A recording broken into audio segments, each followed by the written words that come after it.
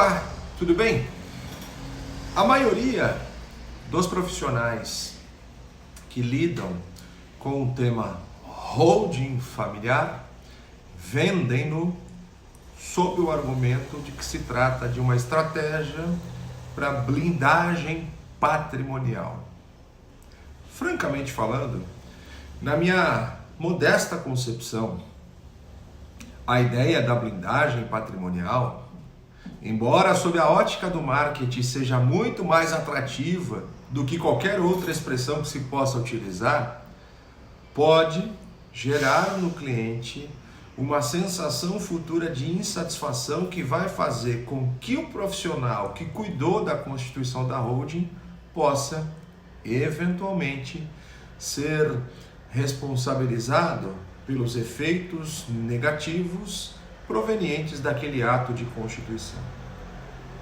Eu, particularmente, quando diante estou de um planejamento sucessório feito por meio de holding familiar, sempre trabalho com o cliente a ideia de que a holding, sim, quando bem feita, quando levada a efeito por um advogado que costuma atuar em alta performance, pode gerar não apenas uma sensação de proteção patrimonial, mas uma verdadeira proteção, derivada, diga-se de passagem, de alguns passos que são dados antes da constituição da holding, no ato de criação do que eu chamo de protótipo, que, óbvio, pelo próprio nome, é algo que antecede a colocação em prática do plano, da estratégia sucessória traçada por aquela família que me contrata. Existem muitas informações equivocadas pairando sobre o tema holding familiar. O que eu posso dizer a vocês é que a constituição de uma holding, bem feita, aliás, pode fazer com que vários benefícios sejam alcançados pelo seu cliente. Eu cito dois. Um deles, talvez significativamente importante, reside na economia tributária que será provocada pela constituição da holding. O ato de transmissão dos bens que pertencem às pessoas físicas para a pessoa jurídica é, por regra, isento de tributação.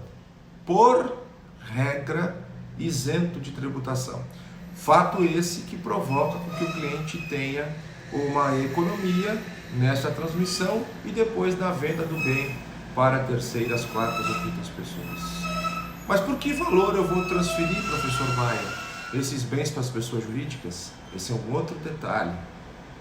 O outro benefício interessante que advém da constituição da holding e que também pouca gente sabe como estruturar e como fazer, guarda relação umbilical com a ideia de que uma holding bem constituída, com um encorpado contrato social, pode, inclusive, tornar desnecessária a realização de um inventário.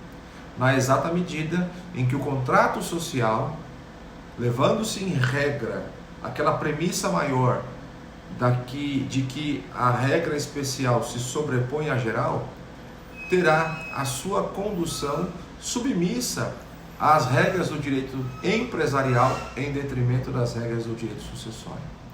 Estes, galera, são dois pontos que eu, professor Maia, pretendo abordar com você, nosso aluno da Faculdade Legale, no próximo dia 9 do mês de novembro, às 19 horas, em mais um Masterclass que a Faculdade Legale e o professor Maia entregarão a você sobre holding familiar. Gosta do assunto? Tem interesse em saber um pouco mais? Vem com a gente.